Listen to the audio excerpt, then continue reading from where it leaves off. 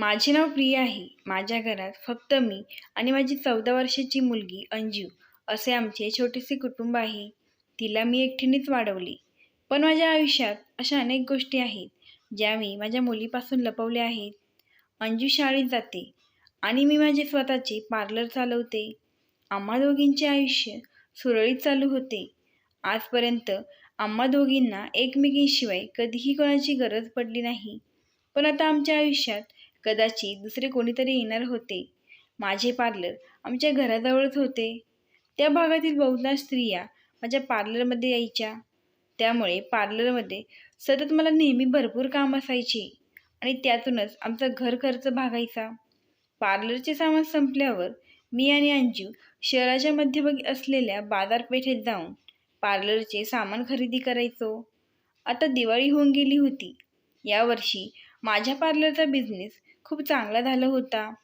त्यामुळे पार्लरमध्ये सर्व सामान संपले होते. म्हणून मी पार्लरचे सामान आणायला शहरात गेले. पण अंजूचा दिवाळीचा अभ्यास अजून कंप्लीट झाला नव्हता. त्यामुळे ती माझ्यासोबत आली नाही. ती घरीच तिचा अभ्यास करत बसली. शहरातल्या मोठ्या बाजारपेठेत मी माझे पार्लरचे सामान खरेदी करत फिरत होते. कधी कधी आयुष्यात असं घडतं की आयुष्य तुम्हाला अचानक सरप्राईज देते. माझ्याही बाबतीत असेच घडले. हरीश अचानक माझ्या समोर आला. कदाचित त्याच्यासाठीही तेच सरप्राईज होतं. अचानक इतक्या वर्षांनी एकमेकांना समोरासमोर पाहून आम्ही दोघेही पूर्णपणे आश्चर्यचकित झालो. इतक्या वर्षांनी भेटलो, पण बोलायला काहीच नव्हतं. हरीश हा माझा कॉलेज फ्रेंड होता. हरीशशी मला लग्न करायचे होते. आम्हा दोघांचे एकमेकांवर खूप प्रेम होते. पण आमच्या नशिबामुळे आम्ही एकत्र येऊ शकलो नाही. हरीश या शहरात त्याच्या व्यवसायाच्या कामामुळे तिथे आला होता. हरीश मला म्हणाला की इतक्या वर्षात मी तुझा अनेक ठिकाणी खूप शोध घेतला आणि वारंवार तुला कॉन्टॅक्ट करायचा खूप प्रयत्न केला, पण तुझा फोन कधीच लागला नाही. यावर मी हरीशला म्हणाले की मी माझा नंबर बदलला होता, यामुळे तुझे माझ्याशी कॉन्टॅक्ट होऊ शकले नाही. हरीश अजूनही माझ्यावर पहिल्यासारखं प्रेम करत होता. ते प्रेम मला त्याच्या डोळ्यात स्पष्ट दिसत होते. हरीशने मला शेजारीच असलेल्या एका रेस्टॉरंटमध्ये कॉफी घेण्यासाठी विनंती केली. रेस्टॉरंटमध्ये गेल्यावर आमचे बोलणे सुरू झाले. काही वेळातच वेटर कॉफी घेऊन आला. कॉफीचे घोट घेत असताना हरीश म्हणाला, प्रिया, मला खात्री होती की एक ना एक दिवस तू मला नक्कीच भेटेल आणि आज बघ, योगायोगाने तो दिवस आला. प्रिया, मी अजूनही लग्न केले नाही. आजपर्यंत मी याच आशेवर होतो की तू मला कुठे ना कुठे नक्की भेटेल आणि मी तुझ्याशी लग्न करेल. त्यासोबतच मी अंजूचाही सांभाळ करेन. प्रिया, अंजू कुठे आहे? ती व्यवस्थित तर आहे ना? त्यालाही माझ्या मुलीला सांभाळायचे आहे. पण मी त्याला काहीच उत्तर दिले नाही. मी त्याला माझा मोबाईल नंबर द्यावा असा त्याने आग्रह धरला आणि यासाठी मी त्याला नकार देऊ शकत नव्हते. मला कल्पनाही नव्हती की तो माझ्या आयुष्यात असा पुन्हा येईल. त्यानंतर माझी इच्छा नसतानाही आमचे हळूहळू फोनवर बोलणे सुरू झाले आणि काही दिवसांनी आमच्या भेटीगाठीही होऊ लागल्या. असे भेटत बोलत असताना तो माझ्या घरीही येऊ लागला. त्याला घरी आणायचे नाही असा मी अनेक वेळा खूप विचार केला, कारण अंजूने त्याला बघावं असं मला कधीच वाटत नव्हतं. त्याने मला अनेकदा सांगितले की त्याला आमच्या जीवनाचा एक भाग बनायचे आहे आणि तो अनेकदा मला अंजूला भेटण्यासाठी माझ्याकडे आग्रह करायचा. पण अंजूच्या फायद्यासाठी मी प्रत्येक वेळी त्याला नकार देत राहिली आणि अंजू शाळेत गेल्यावर मी त्याला घरी भेटायला बोलवायचे. मग एके दिवशी मला ज्याची भीती वाटत होती तेच घडले. हरीश मला भेटण्यासाठी आमच्या घरी आला. हरीश आणि मी माझ्या घरात होतो. त्या दिवशी महिना अखेर होता. अंजू शाळेतून लवकर घरी येणार होती, पण ते माझ्या लक्षात राहिले नाही. मी पूर्णपणे विसरून गेले होते. हरीश आणि मी आमच्या जुन्या आठवणींमध्ये हरवून गेलो होतो. आम्ही दोघे माझ्या बेडरूममध्ये होतो आणि बेडवर मी त्याच्या खांद्यावर डोकं टेकून बसले होते. त्याने माझा हात घट्ट धरला होता. दुपारचे 1:30 वाजले होते. अंजूची शाळा सुटली आणि ती घरी आली. ती मला मम्मी म्हणत डायरेक्ट आमच्या बेडरूममध्ये आली आणि आम्हाला असे बेडरूममध्ये पाहून ती अचानक गप्प झाली. आम्हाला अशा अवस्थेत पाहून तिचा चेहरा पूर्णपणे बदलला होता. हरीश तिथून निघून गेला. अंजू आता काय विचार करत होती ते मला माहीत होतं. नेहमी आनंदी आणि मस्ती करणारी माझी मुलगी आज गप्प होती. माझी हिंमतसुद्धा होत नव्हती की मी तिला जाऊन समजावून सांगावे, तिला ते सर्व सांगावे जे आजपर्यंत मी तिला कधीच सांगितले नव्हते. त्या दिवशी दिवसभर ती खूप शांत बसली होती. मी संध्याकाळपर्यंत वाट पाहिली आणि त्यानंतर ती स्वतः माझ्याजवळ आली आणि माझ्याशी बोलू लागली. तिने मला विचारले, मम्मी ते कोण होते? तुला मला काही सांगायचे असेल तर तू सांगू शकतीस. आणि म्हणाली की मम्मी, तू आजपर्यंत जे काही सांगितले त्यावर मी नेहमीच विश्वास ठेवला आहे. मला असे वाटत होते की तू नेहमी मला जे काही सांगते ते खरे सांगतेस. पण आता मी या गोष्टीचा विचार करू लागले आहे आणि तू माझ्यापासून कधीही काही लपू शकत नाही, हे तुला माहीत आहे. त्यामुळे तू मला याबद्दल देखील सांगावे. तू तुझा निर्णय घेऊ शकतीस. जर तुला पुन्हा लग्न करायचे असेल तर तू करू शकतीस. आम्ही बोलत होतो तेवढ्यात अचानक हरीश तिथे आला. यावेळी त्याला पाहून मी विचारले, तू पुन्हा का आलास?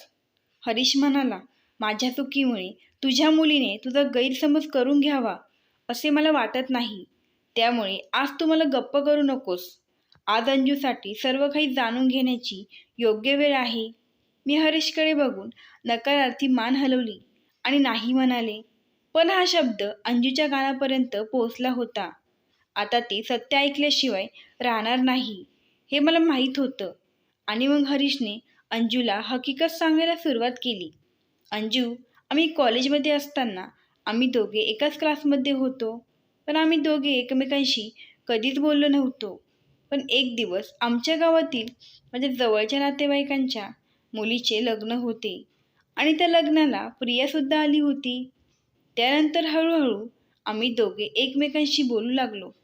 तिथूनच आमच्या मैत्रीची सुरुवात झाली.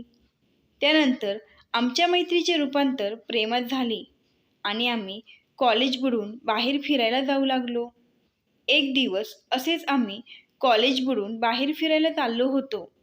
त्यावेळेस प्रियाच्या भावाने आम्हा दोघांना बघितले आणि घरी गेल्यावर त्याने प्रियाला खूप बडबड केली. त्यानंतर तिचे कॉलेज जाणे बंद केले. पण काही दिवसानंतर प्रिया पुन्हा कॉलेजला येऊ लागली. आम्ही दोघे गुपचूप कॉलेजच्या बाहेर भेटायचो. पण नंतर दोघांचे कॉलेज पूर्ण झाले आणि आमचे भेटणे बंद झाले. काही दिवसांनी प्रियाचा भाऊ प्रियाला म्हणाला की एखादा पार्लरचा कोर्स वगैरे कर, म्हणजे भविष्यात तुला त्याचा उपयोग होईल.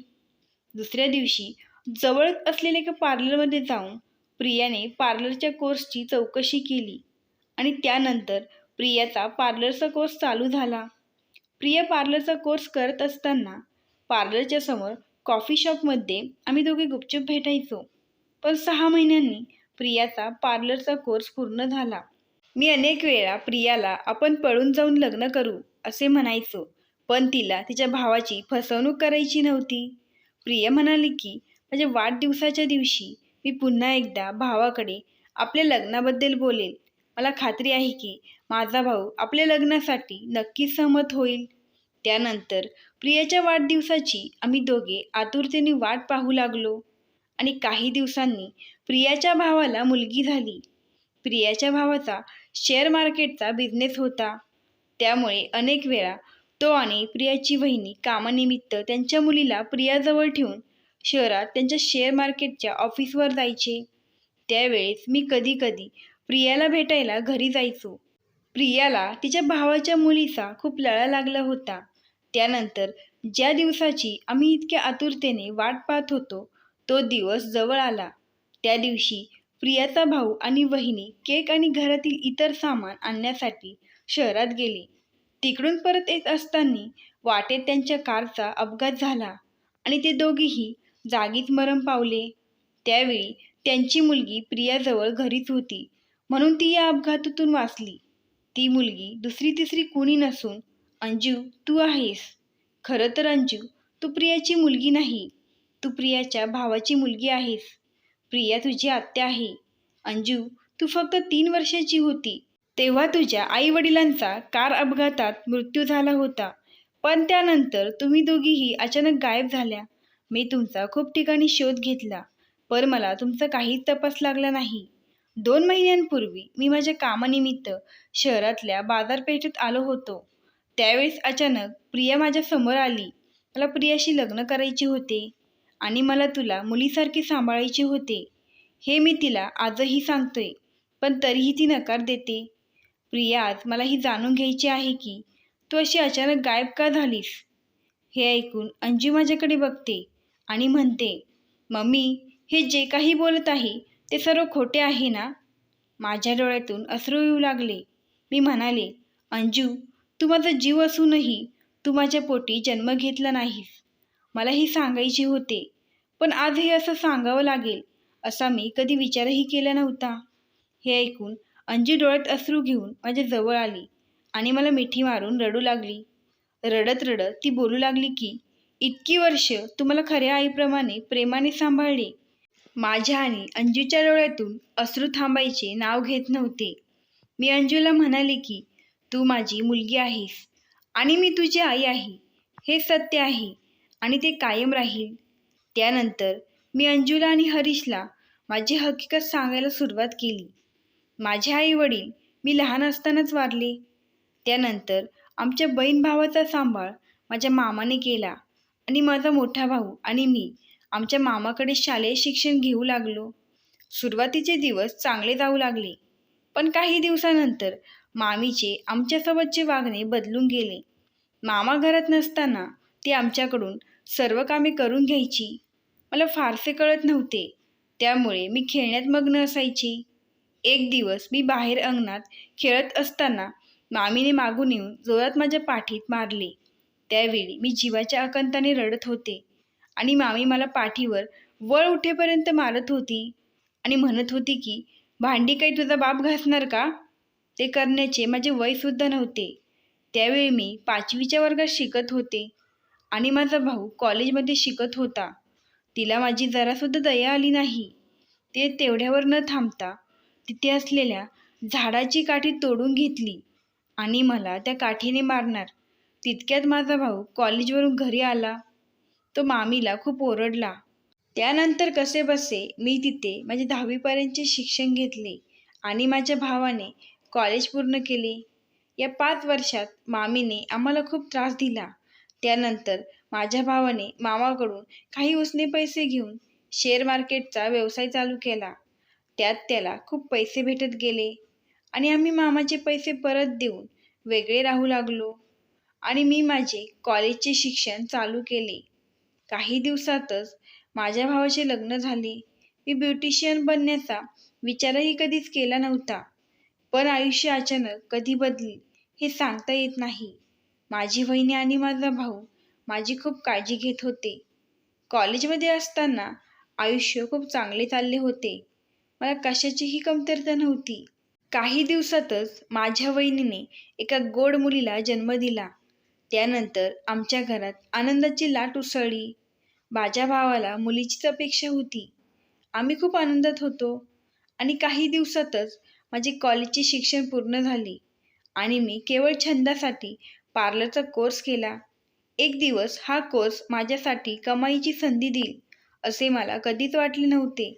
पण 2012मध्ये शेअर मार्केटमध्ये आमचे खूप मोठे नुकसान झाले आणि अचानक सर्व काही बदलले. माझा भाऊ आणि वहिनी शहरातून परत येताना त्या टेन्शनमध्ये त्यांच्या कारचा अपघात झाला आणि ते दोघेही जागीच मरण पावले. त्यावेळी अंजू माझ्याजवळ घरीच होती, म्हणून ती अपघातातून वाचली. माझ्या भावाचे शहरात शेअर मार्केटचे ऑफिस होते. शेअर मार्केटमध्ये आमचा बराचसा पैसा गेला. आमचे खूप मोठे नुकसान झाले. त्यासोबतच माझी बहिणी आणि माझा भाऊ आम्हाला सोडून देवघरी गेले. त्यावेळी अंजू फक्त 3 वर्षाची होती आणि आता तिचा सांभाळ करण्याची जबाबदारी माझ्यावर होती. पण काही बँकांमधून भावाने बिझनेस लोन घेतले होते. त्यामुळे त्यांनी आमची सर्व प्रॉपर्टी त्यांच्या ताब्यात घेतली आणि मग आम्ही राहत असलेले घरही बँकेने त्यांच्या ताब्यात घेतले. आम्हाला राहायला घरही राहिले नव्हते. त्यानंतर मी घरातील दागिने मोडून अंजू आणि मी शहरात माझ्या एका मैत्रिणीच्या शेजारी रूम घेऊन राहायला लागलो. त्यानंतर एके दिवशी माझी मैत्रीण माझ्याकडे आली आणि तिने सांगितले की तिची एका पार्लरमध्ये अपॉइंटमेंट होती, पण ती रद्द झाली. तिचे बोलणे ऐकून मी तिला लगेच विचारले की तुला काय करायचे होते. माझा ब्युटिशियनचा कोर्स झाल्यामुळे मला आयब्रो फेशियल वगैरे कसे करायचे हे माहीत होते. त्या दिवशी मी माझ्या मैत्रिणीला ही सेवा देऊन 150 रुपये कमावले. या कामात मी पुढे जाऊ शकते असे मला वाटू लागले. माझ्या याच मैत्रिणीच्या माध्यमातून मला अधिकाधिक महिला ग्राहकांशी जोडण्याची संधी मिळाली. त्यानंतर मी माझ्या मैत्रिणीच्या सोसायटीत फ्लॅट भाड्याने घेतला. मला पार्लरचे काम करायचं होतं म्हणून मी एका खोलीत आरसा, खुर्ची आणि पलंग लावून काम करू लागले. हळूहळू माझ्या आजूबाजूच्या स्त्रियांनाही माझ्या कामाची माहिती होऊ लागली. त्यामुळे बऱ्याच स्त्रिया नियमितपणे माझ्याशी जोडल्या गेल्या. 2 वर्षे घरातील बेडरूममध्ये पार्लर चालवले. त्यानंतर मी माझ्या मैत्रिणीच्या सांगण्यावरून जवळच एक शॉप भाड्याने घेतले आणि त्या पार्लरचे नाव अंजली ब्युटी पार्लर असे ठेवले. त्यानंतर दिवसेंदिवस महिला ग्राहक आणि मुलींची संख्या वाढत गेली. तरीही 5-6 वर्षापासून माझी बहुतेक कमाई घर खर्च आणि कर्ज फेडण्यात गेली. मी माझ्या भावाचे गेलेले वैभव परत मिळवले. आम्हा दोघं बहीण भावांना पैशाची आणि मेहनतीची किंमत लहानपणापासूनच समजली होती. त्यामुळे मला परिस्थितीची जाणीव होती. त्यानंतर काही दिवसांनी मी पार्लरमध्ये मुली कामाला ठेवून या शहरात आणखीन माझे 2 पार्लर चालू केले आणि मला अनेक मुलींच्या लग्नाच्या मेकअपच्या ऑर्डर येऊ लागल्या. खरं सांगायचं म्हटलं तर हा मार्ग इतका सोपा नव्हता. या काळात मला चांगल्या आणि वाईट लोकांचाही अनुभव आला. पण मी फक्त चांगल्याच लोकांचा अनुभव सांगणार आहे. कारण वाईट लोकांचा जर मी अनुभव सांगितला तर ते परत बोलतील की आम्ही तिला डिवचले नसते तर ती या शहरातील नामांकित 3 पार्लरची मालकीण झाली नसती. माझ्या अंजली पार्लरची लोकप्रियता दिवसेंदिवस वाढत होती. पण एकदा अंजूची तब्येत अचानक बिघडली. डॉक्टरांनी सांगितले की तिला ॲडमिट करावे लागेल. मी रात्रभर तिच्यासोबत होते. पण सकाळी 7 वाजता मला ब्रायडल मेकअपसाठी जायचे होते. कारण ते आधीच बुकिंग केले होते. मी माझ्या हृदयावर दगड ठेवून कामासाठी गेले. यावेळी मी अंजूपाशी थांबायला हवे होते. पण मी क्लायंटला त्यांच्या लग्नाच्या दिवशी नकार देऊ शकत नव्हते. मी अंजलीसोबत नसल्याबद्दल मला खेद वाटत होता. पण अंजू म्हणाली, काही हरकत नाही मम्मी, तू तुझे काम लवकर संपवून परत ये. मी रात्रंदिवस मेहनत करून कुटुंबाला हातभार लावला आणि व्यवसायही चालवला. मला विश्वास आहे की स्त्री ही कोणत्याही कुटुंबाचे केंद्रबिंदू असते. महिलांनी स्वतःला खंबीर आणि कणखर ठेवलं तर कुटुंब अगदी वाईट प्रसंगालाही तोंड देऊ शकतं. मात्र महिलेने पराभव स्वीकारला तर इतर सदस्यही पराभव स्वीकारू लागतात. म्हणूनच मी प्रत्येक परिस्थितीत खंबीर राहिले आणि पुढे गेले. 2016मध्ये पार्लर सुरू केल्यानंतर जवळपास 4 वर्षांनी मी पहिल्यांदा कामातून ब्रेक घेतला. या ब्रेक टाईममध्येही मी खास केस आणि मेकअप कोर्स करण्यासाठी जपानला गेले होते. सौंदर्य उद्योगात खूप स्पर्धा आहे आणि स्वतःला टिकून ठेवण्याची आणि पुढे जाण्याची एकच गुरुकिल्ली आहे, ती म्हणजे स्वतःला अपग्रेड करत राहणे. मी नेहमी काहीतरी नवीन शिकते. आजही मी नव्या ट्रेंडनुसार पुढे जात आहे. आज या शहरात मी माझे स्वतःचे 3 पार्लर चालवत आहे. या 3 पार्लरमध्ये मी 15 मुलींना रोजगार दिला आहे. हाच व्यवसाय मी एकेकाळी 150 रुपयांपासून सुरू केला होता, ज्याची आज लाखोंची उलाढाल आहे. सर्वसामान्य मेकअपसह मी वधू मेकअप आणि सेलिब्रिटी मेकअप सेवा देखील प्रदान करते. चित्रपट आणि टीव्ही इंडस्ट्रीमध्ये काम करणाऱ्या अनेक अभिनेत्री आणि गायकांसाठीही मी स्टायलिस्ट आहे. भविष्यात या कामात मला अधिकाधिक मुलींना प्रशिक्षण देता यावे यासाठी माझी स्वतःची अकॅडमी सुरू करण्याचे माझे स्वप्न आहे आणि त्यातूनच प्रत्येक मुलींना आणि महिलांना एकच संदेश द्यायचा आहे की प्रत्येक मुलीने आणि स्त्रीने काम केले पाहिजे. गरज असेल तेव्हाच कमवावे असे नाही. त्यापेक्षा स्वतःची ओळख आणि आत्मविश्वास मिळवण्यासाठी स्वतःच्या पायावर उभे राहिले पाहिजे. म्हणून तुम्हाला ज्यामध्ये इंटरेस्ट आहे तेच काम करा. एकेकाळी मुलीची फी भरण्यासाठी उसने पैसे घ्यावे लागले. पण आज या शहरातील मी एक प्रसिद्ध मेकअप आर्टिस्ट आणि हेअर स्टायलिस्ट आहे. अंजू तुझ्या वडिलांनी मला त्यांच्या तळहाताच्या फोडासारखे सांभाळले. आम्ही दोघे लग्न करणार होतो. पण मला वाटले आमचे लग्न झाले आणि आम्हाला एखादे मूल झाले तर माझे तुझ्यावरचे प्रेम कमी होईल, म्हणून मला लग्न करायचं नव्हतं. त्यानंतर मी हरीशला कधी भेटण्याचा विचारही केला नाही. आणि राहिला आता लग्नाचा प्रश्न, तो म्हणजे आमचा नाही तर तुझ्या लग्नाचा. तुझे लग्न होईल, तेही मोठे थाटामाटात, तुला हवं तेव्हा. हरीशनेही माझा निर्णय मान्य केला.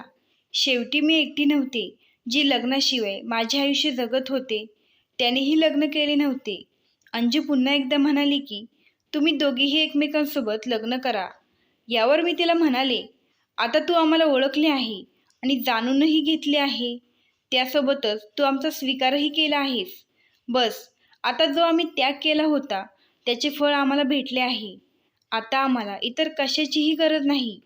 पुढे जाऊन काही दिवसांनी अंजूच्या विनंतीवरून प्रिया आणि हरीशने कोर्ट मॅरेज लग्न केले. अंजू आता लॉ कॉलेजमधून लास्ट इयरचे एक्झाम देत आहे. मित्रांनो, ही गोष्ट आवडल्यास लगेच सबस्क्राईब करा. धन्यवाद. आभारी आहोत.